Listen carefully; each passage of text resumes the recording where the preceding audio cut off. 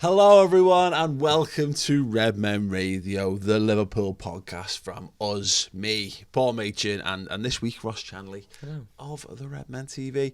Those of you who don't know Ross, you should do by now, but he's the guy who makes our Twitter account the wonderful place that it is. Sometimes. Occasionally he gets things wrong, but we all do, we're all human, but your hits are far greater than your misses. Yep. On Twitter, yeah. Right, we're going to kick off question. Then it comes from Kyle William Hamilton on our Facebook group. If you are a subscriber to the redmentv.com, you can join that group and then you can send in questions via that. I mean, you can just send them in via Twitter. Or you can subscribe and be in that group. Exactly. Exactly. There you go. Ross gets it. Yeah. Ross gets it. So it says, make an England starting 11 with Liverpool players past and present. What team would you pick and how far do you think they get in a World Cup? Ross Chanley, what have you gone for? So, can I preface this with how recently biased is your team? Well, it was at first, and then I quickly realised that I'd have to put David James in goal, and then thought, I'm just going to change the rules, if there were rules. So originally I picked him and thought I should just pick it on people that I've seen play. Ooh. And then thought, no, actually. Because it would have meant David James being in goal. Yeah, and I thought, as opposed to Ray Clements. Yeah. Okay. So I've gone for Ray Clements, and for the same reason, I initially had Nathaniel Klein at right back. I thought, I don't like that, so I went for Phil Neal. Okay. Centre halves, Carragher, Phil Thompson. Ooh. Yeah, that's what I've gone for. Left back, I had to go for Milner because I couldn't think of anyone else, and then Alan Kennedy. Okay. I gone for a 4-4-2 diamond here. Ooh, the diamond. Yeah, I like it. yeah. So Gerrard playing deep. Okay. Beardsley at the top of the diamond. That's a shout. Oh, that's well better than what I've done. Go on, carry on. Can't change your mind now. I'm changing it. It's just fucking stupid. I've just totally overlooked. Go on, carry on. Steve McManaman on the right wing. Yeah. Barnsley on the left. That's correct. Yeah. And then I got stuck up top because there's some people I haven't seen play. So, for example, Roger Hunt, I could have had in there, and I thought, I've got no right to put him in there because I've not even seen clips of him. Yeah. I don't think so. As much as it killed me, I went for Owen. Yeah, partnered. And Fowler, because he's the only reason that initially I support Liverpool and watch football was down to him. He was my favourite player as a kid growing up. Yeah, very similar now, particularly because I've realised the error of my ways. I put Phil Neal at left back, just to shoot on him because I didn't put Alan Kennedy in because again stupid, and I'm not going to rewrite that. But I wanted to shoe on either Rob Jones in at right back because he should have been. If you don't know. He was the best right back England had, best right back Liverpool had, and just injury problems kept him out. And the reason why Gary Neville is so highly lauded, and the reason he played in so many international tournaments, is simply because Rob Jones got injured. That's the only reason, because England he was the next best right back option that the country had. Failing that though, Trent, who's played one game for England or whatever. Well, I thought current players wouldn't be a thing either. Okay. We decided in the office, otherwise you could have had a couple of people. Well, yeah, to be fair, I come very close. I put Gerrard in the midfield. I hadn't called it a diamond, but I put Keegan as a more advanced player in that regard. I did have McManaman on the left and Teshua in because I couldn't think of anyone for the left wing. Okay,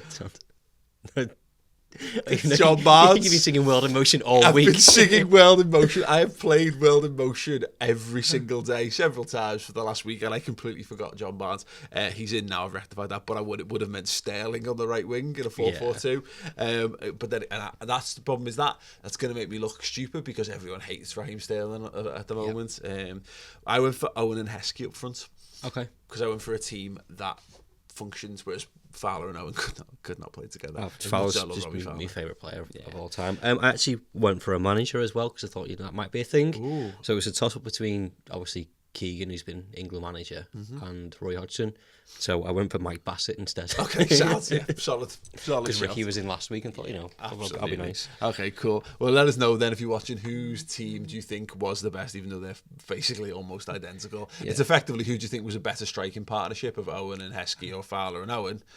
And you changed yours halfway through the thing. Keegan, or Beardsley is the guy behind the front two. Okay, just briefly then, what we're going to be getting through this week, we're going to be talking a little bit more about Nabil Fekir and some news in brief. Then we're going to talk about Jordan Henderson and how he seems to be winning people over at the World Cup, which is great. We've got a little bit from our Liverpool latest podcast, and we're going to be answering loads of your questions that you've sent in via the aforementioned Facebook group and by Twitter as well. Let's kick it off then. So, Nabil Fekir's agent came out. And just relit our fire. Which is fine. Except it's not. I'm so bored of talking about this player. He's intimated that it's not over yet. The story's not over, Ross. The reason it's not all done and dusted, the reason it won't go away is because something might yet happen. What's your take on that? I'm getting to the point where I don't care anymore. I've emotionally invested too much of my time and my life into this deal. I know we spoke about it the other week over the weekend, it was in the build up to it was going to happen.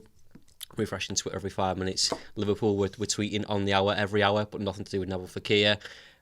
Melissa Reddy, Paul Joyce had all confirmed that you think it's going to be done, and it just seems to be dragging on. And it's like, I'm not bothered either way anymore. I just want closure. I don't know, that's too much to ask for. I'm happy. I've got other things to occupy me since when that was on, the World Cup wasn't on, so you don't have a distraction. Now I can just switch off and go and watch 6 hours of footy a day, which I'm fine with. In terms of the player himself, we did so much work on him that week and watching so much. There's no denying his quality and his ability, but I'm just kind of like, nah, no. I to be honest, I talked about it on the news show on today as we're recording, but Tuesday to anyone who's listening to this or watching this on a different day. I thought it was just an intelligent PR move from his agent, just to keep people talking about it, keep his name out there, and also maybe sow a little bit for potential other suitors. Yeah. You know, if your guys now kind of been hung out to dry a little bit by this deal collapsing, you probably need to get him out of Leon. Leon will be willing to accept an amount of money. We know this at this point, and there's probably you could probably make a reasonable approximation. It's about 55 million quid. If he says this and he comes out and says it's still on, it's a possibility, he might be engineering a situation whereby another club thinks we'll nip in here and we'll get this done and we'll nip him in underneath Liverpool's nose. As opposed to it being a situation where Liverpool have stone cold walked away from this deal because of the fitness issues and whatever. So there's that, and I was talking to you in the office about this. I've just done press box and LFC TV with Dave Maddock, who has become the man of the transfer window. And he, his stance is, we didn't talk about it too much in depth, but his stance is, what we've seen from him on Twitter, was that he believes it's possible that Liverpool might yet go back after his involvement in the World Cup. And in that regard, looking at the story from the other side, you can see how there was a very short time scale in which to get this deal over the line before he went away, that he were going to be allowed to work within, because of the complications with getting the second opinion on the knee and what have you, and Liverpool probably having to put more thought into it. It's not a right sound, this is all fine, there's your money, get it done. It's like, we probably do need to just have a little bit more of a think about it before we commit. We still like the guy, we still think he's the right fit for Liverpool, but at £55 million, it's not a bargain anymore. That's actually a bit more of a risk. So I hope we do. Honestly, from what I've seen, and I'm quite happy for us to get it over the line. If Liverpool are happy with it, then I'm happy with it. Yeah, it's all the conflicting reports. It's hard to understand of what's going on. The one thing for me was that Olas was adamant from the start that it would be done after the World Cup, and whether he's obviously playing games and being a business guy, and fair enough, fair play to him. But then Liverpool haven't come out and said anything either, which is like, we've seen with Virgil van Dijk, we're not interested in the player, but then we've gone and got him. Well, we did it with Mahrez in January. We come out and said, it was known that Liverpool weren't interested. And we made a bit of a joke about it, didn't we? How it's done. More like Liverpool were good, rather than tapping people up, we were going to reverse tap people up by saying every player's name that we weren't interested in. Yeah. And then if you were left and we hadn't denied an interest in you, that meant it was on. That meant it was on. It's given me a slightly more hope this last couple of days that this might yet become a thing, but not so much that I'm going to lose my head. over it because there's no sense. No sense at all. Nick Pope, then, he's being background checked. Now, you guys did a bit on this on the Reds Transfer Roundup show with Steve. What was the general consensus? Okay, it was a bit mixed. It's like the way the discussion went was obviously the Oblak and Alisson thing's looking further and further away at the minute. So you go and get the best in the next bracket, and he's potentially one of them. You know, at 26, he's got Premier League experience. I had my stats before, but if you want them stats, go to the website and watch the Reds Transfer Roundup. Or listen, because the podcast as well. I don't know. It's just not the wow factor. I know you had Melling last week, and she said the next goalkeeper has to be a statement and stuff. And I agree with that. I've said this all along. If you struggle to find decent goalkeepers nowadays, and if someone on the market, just go all out and get them, because you're in danger of putting yourself in trouble for 3-4 years. Yeah, I think you're right, and I think this is why like the Fekir stuff is what it is. I mean, I know he's not got tons of like international experience, and he's had a couple of good seasons. He's a bit of a he's not been world class for years and years and years. But you can see what you're getting in buying him. You can see he's an upgrade on a lot of what we do in midfield in terms of the offensive stuff. You've seen what we've done with Virgil van Dijk, and you can see with the goalkeeper situation as well. The issue we've got, I can't remember where I've said this, but I think to paraphrase Jurgen Klopp on centre halves last summer, there's not many goalkeepers better than the goalkeepers that we've got, because and people will do exactly the same as they did with the centre back thing. People will laugh. They will laugh heartily at the thought that there aren't many goalkeepers better than Loris Karius, old smoke hands as Steve would call him, and Mignolet and Danny Ward. But we see now what Klopp meant about the centre halves. It's that, look, we're not Fulham, and we're not Burnley, and we're not Everton, and we're not, if we want to improve Liverpool, it's going to cost a lot of money, and there's a very, very small pool of players who will, there's no guarantees, but as close to guaranteedly come in and improve what Liverpool do. And that's the issue, is that, okay, maybe we're in a situation this summer where there's a couple of them who might be around and about. People say Oblak, but I don't think Oblak is. I think people say it like because we know his name. Yeah, he's somehow available, and maybe there's the release, he's often release clause stuff or whatever. The Alisson stuff is another one. Is he good? Is he so good? I've seen him 3 times and not been overly convinced of. I've seen some of the saves he's made. I've seen him make strings of saves. Same with Oblak. His highlight reel looks absolutely phenomenal. And I made a point actually of watching Karius as one from Mainz, just to see if if he looked just as good. And no, he never. Just to clarify, he didn't look quite as good. But the thing about this is the situation Liverpool are in. You are going to make that statement goalkeeper signing. You're going to have to spend upwards of 50 million quid on a goalkeeper, and it's such a difficult position because look, Loris Karius was 90 minutes away from being absolutely nailed on Liverpool's goalkeeper for the next couple of seasons at least, and he had an absolute shocker. Circumstances around the concussion thing, I think, again, should be always taken into account in that regard, but this is what happens with goalkeepers. You can spend that money on a goalkeeper and they can be absolutely destroyed in 90 minutes of football. Look at if David De Gea did what he did in that Spain-Portugal game in the final of the World Cup, he would never be allowed. The Spanish public would never allow him to play for Spain again. I know people who are Spanish fans. The Spanish media is saying it, and it's my brother-in-law's not Spanish, but there's a long story why he takes Spain as his national team, and he actually really pays attention. He watches all the games. He's mad into it. Pablo Machin. Yeah, Pablo Machin. But no, he doesn't think David De Gea is good enough, and it's like, well, I'm like, what are you talking about? He's like Pepe Reina all day, and I'm like, nah, I don't. I disagree. Yeah. But the point is, these opinions exist out there. I don't think it's just bringing it back to Nick Pope. He's fine, isn't he? It doesn't wow me, and I don't think when you look at that, everything you just said, if he came into Liverpool's side, would he start every game? I'd rather go, and I've never been one of the people who's banged the drum for Kasper Schmeichel. Okay. But I would go and buy Kasper. I'd rather us go and buy Kasper Schmeichel, if I'm honest. You know what I mean? If we were going to buy a goalkeeper from the Premier League who was available, I'd rather us go for him. And I've never said that before. Because I just think ultimately, he's not as good as his dad. And if you want to be, there's comments we've had on the Facebook page there. It's a really long, and I'm sorry I didn't put it in the podcast agenda this week. But you need an elite goalkeeper. He's a Premier League winning goalkeeper as well. Well, he is, yeah. No, that'd be a factor. Here's the thing on Alisson. This is just that season just gone was his breakout season. Yeah. He was understudy to Wojciech Szczesny prior to that. Yeah. Can I just draw everyone's attention, because there's people who will go, well, he's been really good. I don't care what people say about Wojciech Szczesny. And look, I think has he ended up at Juventus? Is he going to be Juventus' first choice goalkeeper next season? By default, because Buffon's retired, yeah. Yeah. I watched Wojciech Szczesny, who was relegated to Arsenal's under-23 side, from the first choice goalkeeper to the under-23s goalkeeper, and I watched him at Anfield, and he was fucking horrendous against Liverpool's kids.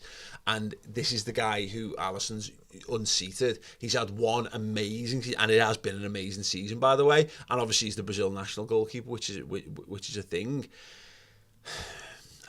I don't know. I just don't think any of these lads, like the Nick Popes and the Jack Butlands and Alisson, Oblak is the only one I think who's consistently proven himself, if I'm perfectly honest. But that's the problem of there's no one else out there who you can go and get out of. There's 5 world-class goalkeepers. Yeah. They're out there at the minute. David De Gea's just signed a new contract for $350 a week, and there's a reason why it's $350 a week is because they'd be screwed if they sold him. Yeah, because well, he's worth a striker's wage to them. Oh, yeah. Because he wins them as many games as well, not as many games as a centre forward does, but you take my point. He wins. He is the best at what he does, and that's what you've got to do, is to keep all of those players. It's a tricky one. It's a very tricky one. It's the biggest test, I think, in terms of transfers that this manager's had to face since he's come in, because ultimately it's the only genuinely specialist position left. Yeah.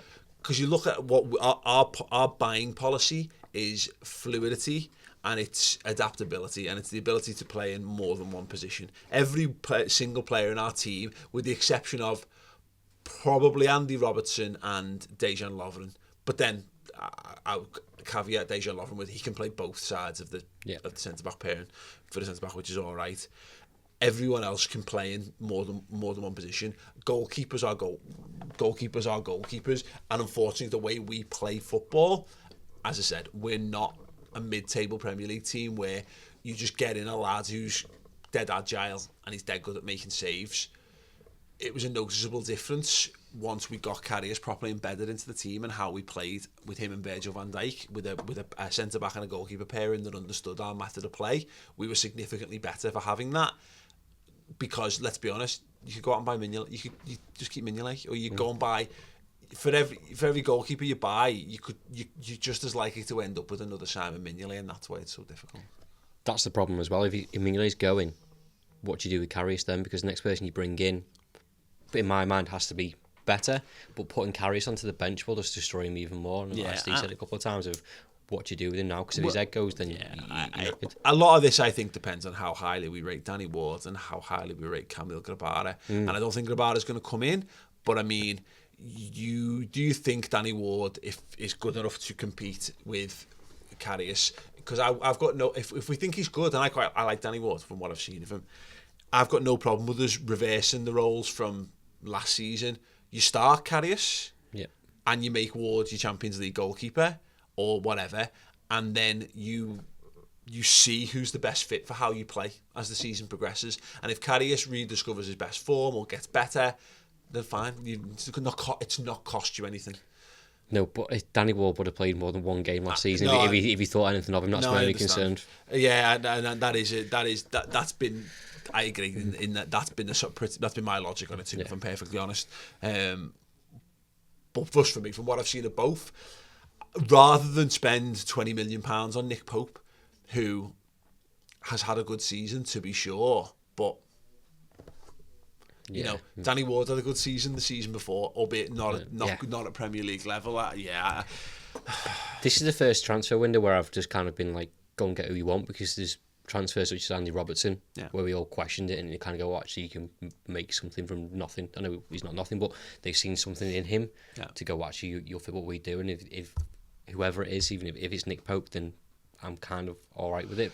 But Butland is not so much, because you see him make mistakes. But like when I was researching Nick Pope today for the transfer show, I typed in Pope mistake or Nick Pope mistake, not Pope. Lots of black smoke. And there was nothing. All right.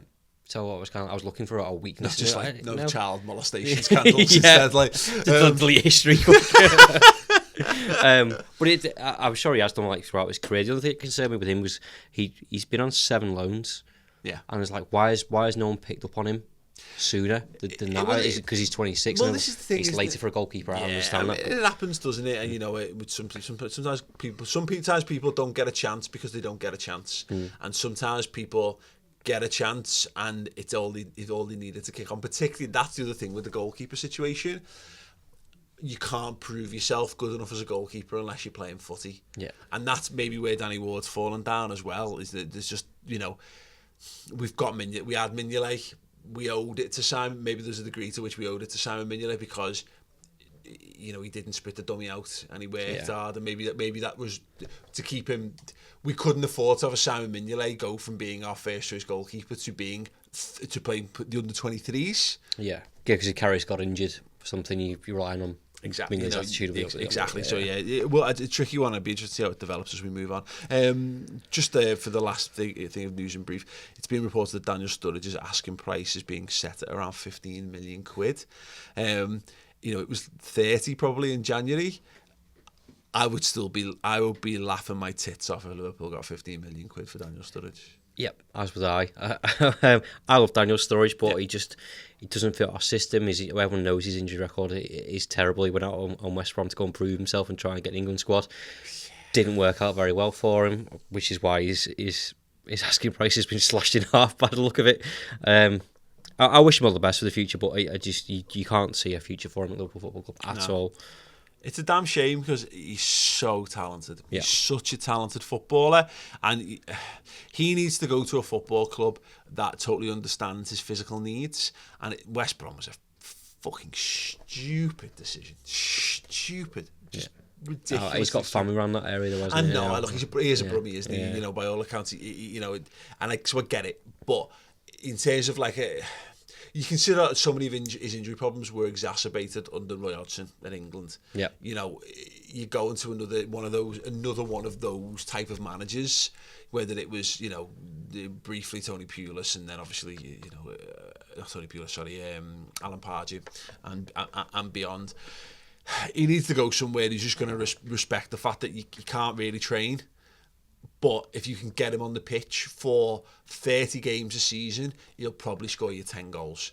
And that 10 goals, when you look at who scored 10 goals in the Premier League last season, not many people. And the ones who did, you're talking about that fella, Glenn Murray, scored double figures goals. You know what I mean? It's a pretty rare commodity.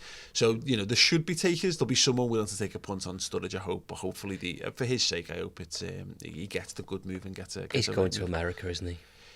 He's got America written all over him. Yeah, I think he'd I would do if I was him as well. Yeah, why not?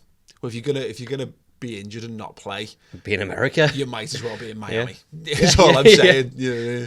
Another 4 months out, I've got a beach again. Oh shit! Yeah, no, exactly. Rather than having to swim around the Albert Dock, which is or Birmingham, or just Birmingham. More transfer news in depth and detail. I think we've actually done that in fairly reasonable depth and detail. So trust me when I say that there's more depth and detail on the RedmenTV.com, then I mean it. Hot Ryan Brewster talk on that. Hot Ryan Brewster talk. It's no longer illegal because he's 18. Also you talk about the goalkeeping situation, more on the Fekir stuff as well. Anything else? There was a young Brazilian lad, Paqueta, 20-year-old midfielder, Brazilian. He's highly rated in Brazil, and I think Real Madrid and City were after him as well. Okay. Been linked with him. It's just all about Brazilians. Amazing, fantastic. So yeah, get over to the RedmenTV.com and sign up. We will have a little clip from another thing along those lines in a minute. But first, Jordan Henderson. During the plaudits, we got a question from Gaz Roach, who said, will last night's performance make non-Liverpool fans see that Henderson is a good player? And LFC Mav said on the Twitter, can we please put the Henderson can't pass myth to bed? This is a major point all other clubs' fans, as well as some of ours, need to take now on board and cement in their brain. That was the most pleasing thing about the England game for me last night, was nobody came out at the base level. Nobody came out and when Jordan Henderson was shit, and in fact, quite the opposite. There were pundits out there, like Martin O'Neill, like in particular, going out of their way to big up his game. Great. Yeah, I don't think it's going to change the mindset of opposition fans, though. I think there's obviously an agenda, a narrative of what he can and can't do. People think he's Tom Cleverley. That's the problem. Yeah. You know what I mean? Like, there's just a generation of English players who aren't 20 goal a season or 20 assists a season and aren't barely crunches, in the typical old school style, and as such, people just don't get on with them, and people immediately lump them all in together and write them off. It's not just his physical attributes; it's his role within the team. I think 13-14 was box to box, and he was that crunching tackles, getting in everywhere. And then he's changed for Liverpool and for England. His job is to keep possession of the ball and get it out to the wings. And some people like Slayton go, no, he never passes forward, and the sideways Henderson thing will improve last night on a couple of times. It might not really highlighted that he did, but then I saw someone else go, well, he doesn't do it every time. Well, no, because if he did that every time, he'd give possession away, and he'd all slag him off for giving possession away. He's supposed to recycle the play and give it to people to create stuff, or if it's on, he will play it. Well, this is the point. Exactly that is that no one ever goes on about Busquets about how he doesn't score enough goals. By the way, you know what I mean. Yeah. There's a respect for the roles within the team, and I think it's a very misunderstood one. I think what was intelligent by Southgate was playing Dyer in there and then playing Henderson. I know Henderson was given the extra bit of time of recuperation after the European Cup final, but that actually I think worked in his favour because people got to see Eric Dyer in the role, and then Jordan, and the difference is stark. Dyer's a centre half playing at DM, and I think he's got a role. I think there'll come a time when England need to properly shut a game down, and I think having them two midfield, I think would be a good option. Or putting Dyer into the back three is, I think, fine also. But again, what Jordan Henderson does and what he got a chance to show last night was that range of passing. There's a couple of just quick through balls over the top, a few rangy crossfield balls as well. It's not. I think Gerrard did it for effect a lot of the times, and I think Jordan Henderson has in the past tried to show off a bit too much, maybe to try and win some people over. But I think he's playing like a man who's comfortable in his own skin at the moment. Yeah. And look at the team he's in at Liverpool. He's playing for the European Cup finalists. Very nearly played for the champions of Europe in the midfield as captain. Yeah. And he's going to England and he's playing in a team that's got Kyle Walker at centre half. And still got Gary Cahill there, and it's got Harry Maguire playing centre back, and Livermore fighting with Livermore for a place in the squad, and he must be like, "No, I'm one of the best players in this team. Yeah. I am," and that's what I thought really shone for me, was that he just looked, again, totally effortless, totally cool, totally at one with himself, with his role and his position. Yeah, I think part of the problem that has been for Liverpool fans is he's lived in Gerrard's shadow, which has been unfortunate for him, and maybe it's the same for England fans if they've watched Gerrard for the past 10-15 years and they think he's capable of doing the same thing, but they obviously don't understand his play. One thing that we mentioned this morning in the kitchen was the fact that he's not a captain anymore. Mm-hmm. Now initially I wasn't pissed off with it because I don't really care about England, but I didn't realise the amount of pressure. I was a bit annoyed with that he didn't get the nod, because again, he's Liverpool's captain. Harry Kane is not Spurs' captain, but they went with him. But the pressure that's taken off him now, and it's all on Harry Kane to be a leader of men, and Southgate's been plugging it that's what he wants to do. That's his role. Yet last night that we saw, Henderson was dictating players what to do and where to play, and getting I think in the referee's face. Yeah, Maguire went up far left, and Henderson just filled his slot like no problem. Like that's kind of what a leader. And we could be compared to Gerard Carragher this morning. Yeah. Fine, if it takes the pressure off him, he's not going to be a scapegoat for England getting knocked out the group stages. Of how far they'll fucking get, I don't know. But no, I agree, and I think the thing is with Harry, there's a lot of pressure that comes with the England captaincy, and I think unfortunately because of how uneducated a lot of people are with footy and modern footy as well, and what was required of roles, it's too hard for someone in Jordan Henderson's position to win people over, because he's had it with Liverpool. How is he supposed to win over people who don't really watch his performances? Because he doesn't stick enough in the top bin. Because he's not there, you know what I mean? We actually saw him there more in one game for England than we've seen for the vast majority of Liverpool's season. He had a great shot.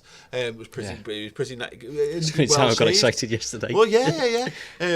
But it's far easier for Harry Kane to shoulder the burden of the pressure of captaincy, because odds are he's going to score in a game, because he's really good at scoring goals in games, and he scored 2 then. It's totally, and I think the decision to give him the captaincy was totally and utterly vindicated, because as we were saying, as you were alluding to, it's a target on Henderson's back, I think, for the media. Yeah.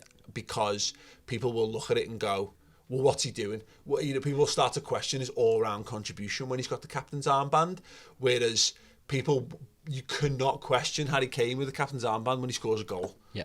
Because even though you should be looking and going, your captain should be doing that, because people at the base level want to see captains leading the team, and if you're the guy who's winning football matches, then for most people that's enough leadership. That's the difference. There's different types of leadership, isn't there? And he's doing it through performance, not through shouting at people. And you've got a balance of having both in your team, and just one being basically the pin-up boy with a thing on his arm. Fine. Yeah. Just go and do it. I'm chuffed, and I hope Henderson. I hope he continues to do what he does, and I believe that he will, because, like I say, this is it's a big thing. He's at a World Cup, and he's earned the right to be there. He's had a little bit of competition. He's had that little battle with Dyer for the starting 11 as well. I can't see. There's no way, in my head anyway, that Henderson would come out for any other reason other than just to make sure he's fresh for when you get to, hopefully when they get out of the groups and you get to the knockout stage. The other thing as well is he's been captain for club and country for so long. He's not got that through charity, has he? He's always like, he's a really nice guy, but think of making captain. There's a reason he's got qualities behind it that we don't see. Yeah. Well, he keeps getting picked by managers who, have had varying degrees of success in their careers, but some of them have had good. Jurgen Klopp's a very, very good manager. We love the bones of Jurgen Klopp. We constantly talk about how he's getting it right and all the good things he's doing. Doesn't have to give Jordan Henderson the captain's armband. Just know it to him. No. Knows Henderson absolutely nothing. Look at the players that he's shipped out. He's got no problem. People may say he's a bit sentimental at times or whatever. I think people confuse what he does during a season with what he does in close seasons. He keeps faith with people when the season's on, because you can't not. Battle of confidence, can you? Your player. Why would you ruin someone who actually has got the ability to do stuff for you on a football pitch?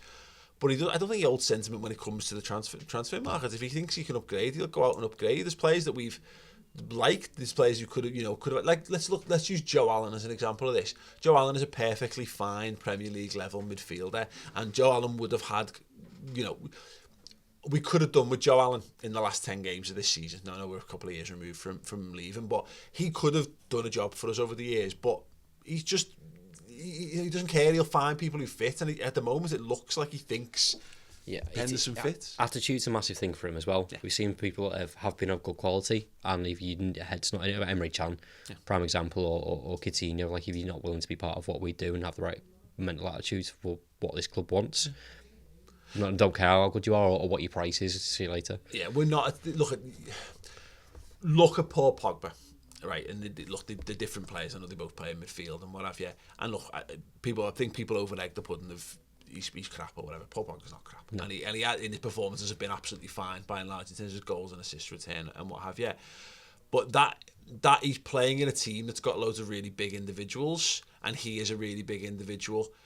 Jordan Henderson has gained the level of consistency in the last, when he's been on the pitch, he's been able to get himself physically on the pitch.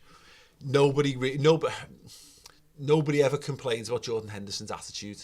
Nobody ever complains about his work rate. Nobody ever complains about his endeavour. Some teams need to have world-class players in every position. Jordan Henderson's not world-class, and I don't think he ever will be, but he doesn't need to be. No. Because he's a very good footballer, he's a very intelligent footballer, and he combines that with sheer determination, bloody-mindedness, and, work rate and everything in between.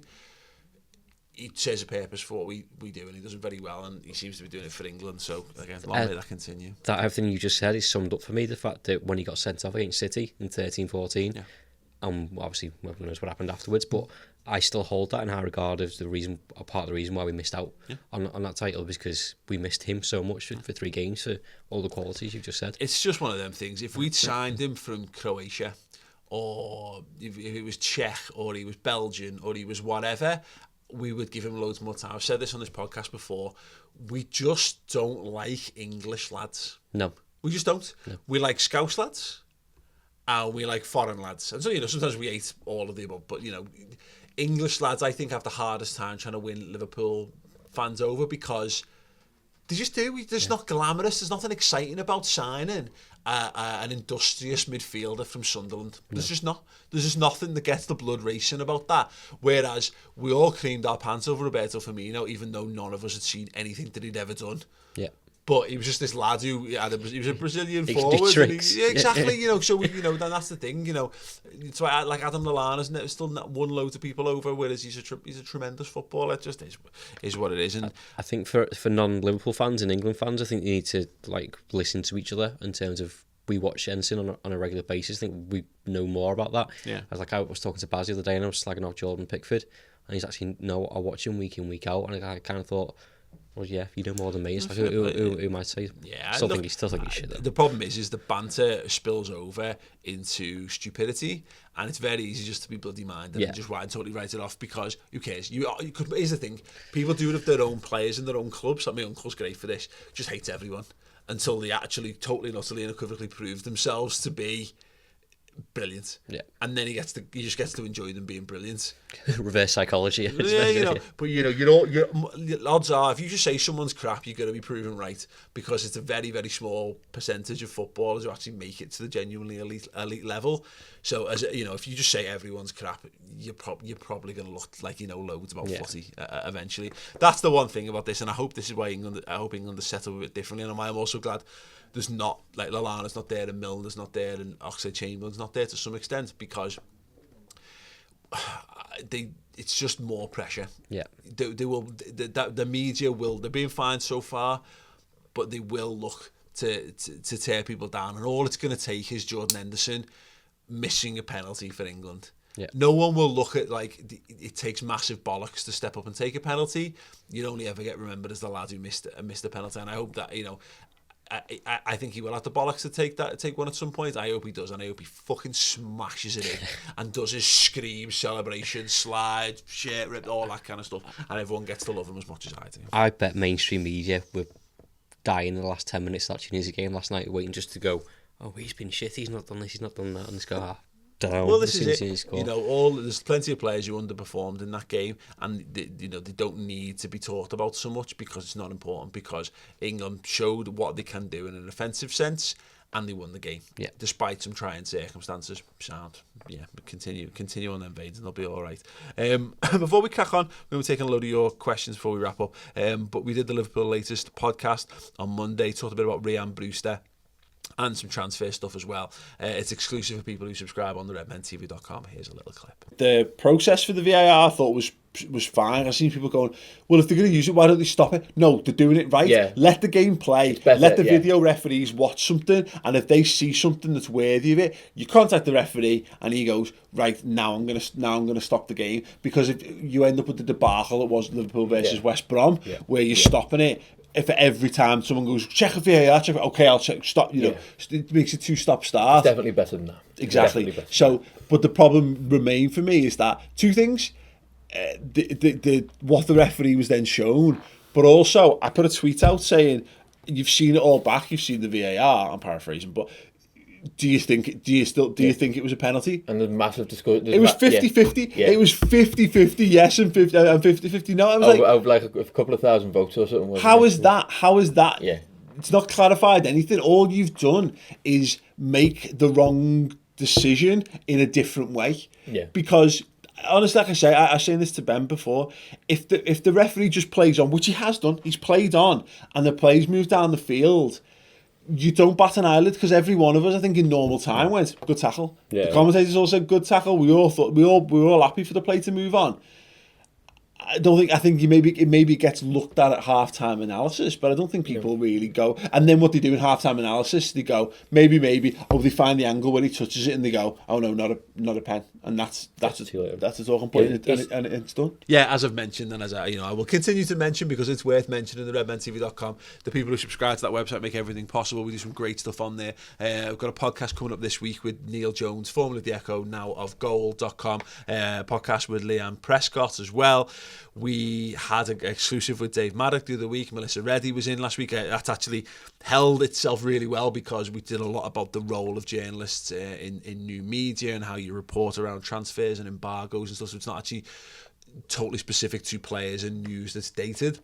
if you want to get a little bit of an insight into why the embargoes are set at 10:30, how the Northwest sort of journalist pack works together when reporting Liverpool news, football news and transfers, that kind of stuff, and a little bit of the stresses and strains that go with it. Really, really interesting stuff with the fabulous Mel Reddy. So James Pearce next week too. And James Pearce. Piercy, PSO. I don't think anyone's ever called him any of them, but he will be in next week as well. So yeah, get involved. Start a 3-month trial. See how you get on with it. And listen, if you're listening and you're watching and you do have the trial, tell people about it in the comments. It always helps. A little bit of positive word of mouth never hurt. So yeah, please do. Thank you very much. Crack on then, Dylan O'Rourke 1. This is war one for me, Ross, because you've not been here too much, but I will get your take on this anyway. I've written 2 things down. I've been here. Following the channel's birthday, what has been the best and worst moment over the years? Yeah, so people saw it on Twitter.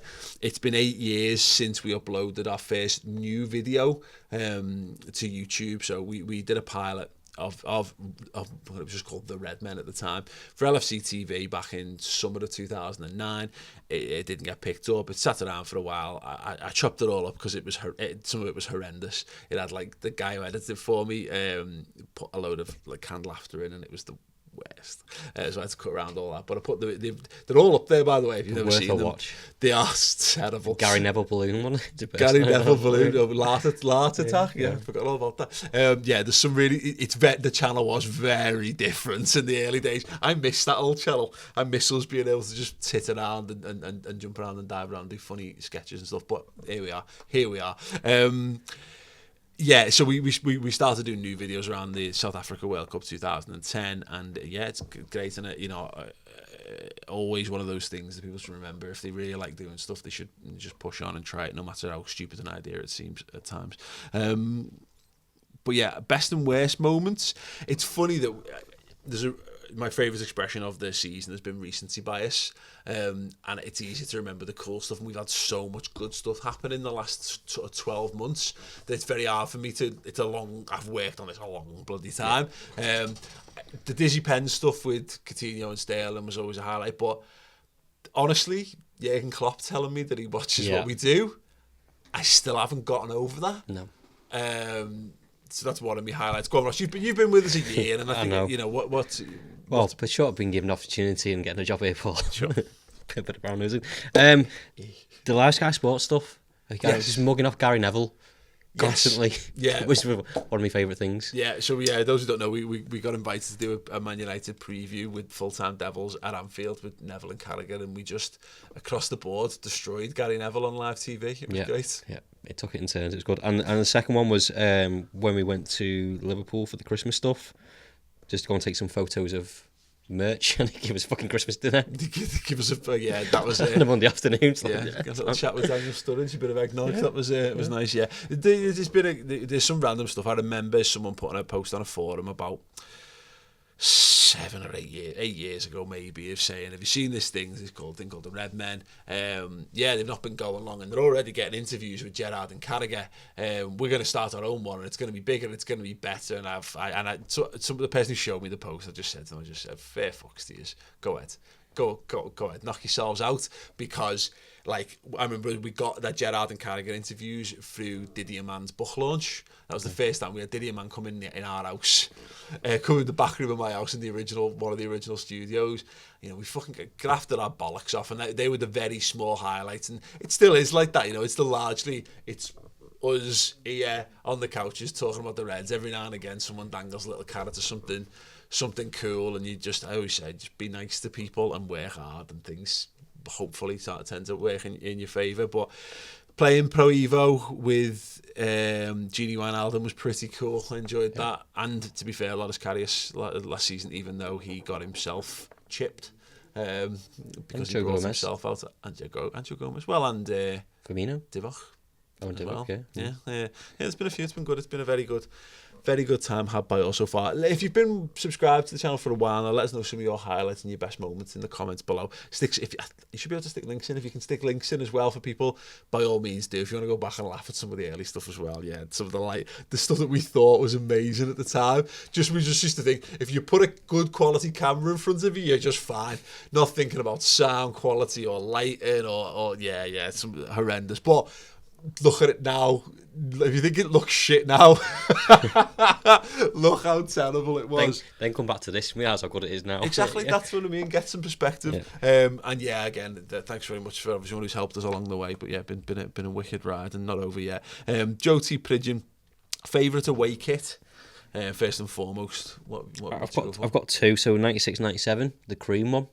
The Ecru. Yeah. Yes. That one. And then the year before that, sorry, the one with the like turquoise squares, patches on it. Yeah, like the green check one. Yeah. Yeah. To be fair, I've got both of those shirts. I had both of them shirts at the time, and I can't stand the quarters one, even though it is fairly iconic. Yeah. I mean, because we lost the FA Cup final in that kit. I think it was around that time.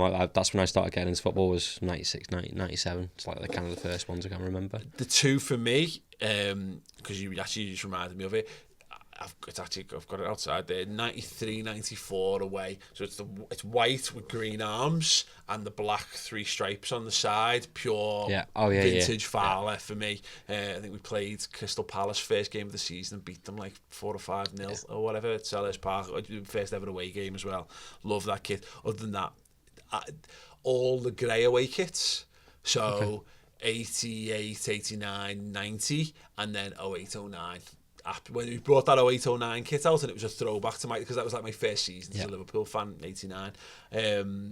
I was like, oh, yeah, this, and then obviously we went and smashed Man United at Old Trafford in that one as well. So yeah, definitely that. And he says, will we ever have Nike as our sponsor? I'd be over the moon if and when that happens. Now, Nike's wool, mate. They're all the same. And Nike make Nike are the worst, the absolute worst. I would honestly rather have Yule Sport. Did you see that Costa Rica kit? It's nice. It's dead nice. People go mad. Nike are for me. Nike are to kit makers what FIFA is to football games, what Cristiano Ronaldo is to attacking players. It's just glossy and saccharine and just a bit corporate. Like, I know Adidas is a massive corporation, by the way, and I know New Balance is too, but you can associate that with Liverpool, though, can't you? And it's obviously a massive around there. The total 90 stuff that Nike did around the early 2000s, like, I was all over that. The boots and that were good, but it's like nothing. Don't get me wrong, it's not like Nike don't have iconic kits. I've just literally ordered the Brazil Ronaldo 98 shirt, and they made some great, made some great boots and some decent footies and stuff along the way. Like, but some of the stuff they've done for Man United, I've not been down with. Here's the thing. I'd have Adidas all day long. The last time they had Liverpool's kits, they made some terrible Liverpool kits. Like, they made some really nice ones, but like that 2010 home kit, which they tried to ape the 1990 one with the flex, it's just ill-fitting and crap. Yeah. They made that horrendous white and blue, pale blue one with like the sash on it, which should have just been red, and it would have been absolutely fine, by the way. Some of the away in there kits, they made some mad decisions. Not as mad as the early days of Warrior, mind you, but the problem with Adidas and Nike to some extent, but more Adidas because Nike template too much, is that you look at Bayern Munich. I would have had pretty much every Bayern Munich kit as Liverpool's kit, apart from maybe this season's one. They've had some amazing kits that should have been Liverpool ones. Forest have had some amazing Adidas kits in this time as well. You've got to be one of the truly elite clubs for Adidas to break the mould a little bit. When we last had them, our third kit was that black one with the red like square almost on the front of it. That was Real Madrid's Goalkeeper shirt at the same time. Brilliant. And I was like, nah, well, there you go, that was done. And what happened, I'm tangenting this, by the way. Yes. What happened was our Liverpool's deal with Adi was coming up, and we said, we want X amount of money, and Liverpool had dropped out of the Champions League at that point, and they turned around and just said, Liverpool don't represent value for money for us anymore. So they didn't offer us the right deal, and then Warrior came in and offered us mega bucks, and they had some crap kits, but now we're at New Balance, and I quite like the New Balance kits. I think they're doing a pretty decent job, and although the Goalkeeper kits are always the same as Celtics and Portos and what have you, I think they do a good job of making the Liverpool kits stand out, and that's all we really want. New away kit's growing on me. Yeah, it's fine. I just don't want our kit to be Chelsea's kit in a different colour. Yeah. And that's the problem. Okay, Kofi said what superheroes would enter Liverpool's first 11 and why, but I've amended this to, just to keep it simple, pick one superhero to make Liverpool into title winners. Okay. Do I have written 4 of these down? Okay, so good decide. Hulk, centre-back. Okay. was obviously the standout one. Red card waiting to happen, but carry on. Yeah, whatever. Yoda at centre forward because you just think people think he's slowing in, jump up and do some mad shit. For equality, Catwoman. You fucking prick. Catwoman on the wing. Right. I mean, just to clarify, I mean, we are talking about a world in which superheroes can play football. Yeah. Catwoman's a woman. She wouldn't be allowed to play in the Well, this is in the first team. okay. So aliens and so green monsters. she's not fine. real, but she can play football. And because she's a woman, she can't play football. No, she can play football, but she wouldn't be allowed to play. She's not male. She wouldn't be allowed to play in Liverpool's first 11. This is not sexist. I'm not being sexist. It's just the rules of the game. To me. Just the rules of the game. She's a superhero. Superheroes can't play She's football. not actually a superhero. She's a supervillain. Yeah, she's a or Captain America in goal.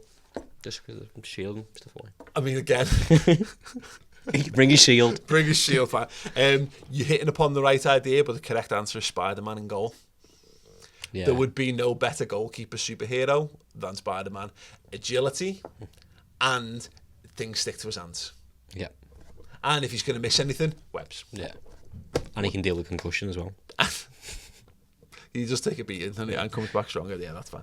Okay, and finally, Dan P096. I feel like we know the answer to this question because we've talked about him a little bit already. But Harry Maguire to LFC, would you take him? A lot of people have asked us this since his performance last night. And it was a great point made. I think it was made in the Facebook group. There's no shades of grey in people's analysis of Harry Maguire's performance for England. People thought he was either crap or he was the best centre half they've ever seen. I tend to lean towards I thought he was a bit crap. I thought he was crap and I wouldn't have him based on his performances and the fact that I think since we got Virgil van Dijk in, he's kind of like the big guy in defence and he does most of the work and he's have like Lovren just kind of mops up. You need someone with a bit of pace behind him and it wouldn't work. So like hippier on show. That's exactly what that was. I think it doesn't suit it. This is the thing. We did a bit of a discussion on this around Ball Street and Social Club. I believe in that. Going back to our centre-back chat from earlier, look at what's around. Is he as good as Virgil van Dijk? No. Then what's the point? Yeah. You know, and you're right. I think you need someone who's just going to go and throw the body on the line. Maybe he's got a bit of that, but for me, he's... Can throw his head on the line. It's massive. Yeah, look, I think he's one of them. He's very... I think people think he's better than he is because he's massive and he's good for a big lad, isn't he? You know what I mean? Like he's basically a big fat lad. He's got a good touch and he's quite nimble and he's decent. And fine, look, if Man City want to take a big plunge on him, let them. Honestly, I mean, I sat in this room and slated Stay all season long for creaming his pants about Johnny Evans. But when Johnny Evans is moving for £3 million, yeah, I'd rather have taken a punt on Johnny Evans for $3 million than go and spend 20 plus on him. He's just another one for me. He falls into that bracket of Michael Keane, you know, etc. He's another one where if we were buying a centre half, if we were just starting this project at Liverpool, like Everton are kind of doing at the moment, where you just got an influx of cash and you just got to go and buy it up. Players who aren't Sylvain Distin, players who aren't 35 years old and are about to fall to pieces, that's fine. Whereas if we're going to go on and get someone who to play in this first 11, he needs to be an upgrade, a significant upgrade on Dejan Lovren. And is he really? I don't think he is. So thanks very much for the question, but the answer from us is no. But if you disagree, let us know in the comments below. Listen, drop a like on the video if you're watching on YouTube. Leave us a 5-star review if you are listening to the podcast on any of the podcasting devices. As we've mentioned there, all the things that we've plugged today, the stuff that's behind the paywall, obviously people know us for video content, but the podcasting side of things, we've got you covered. So obviously we do this.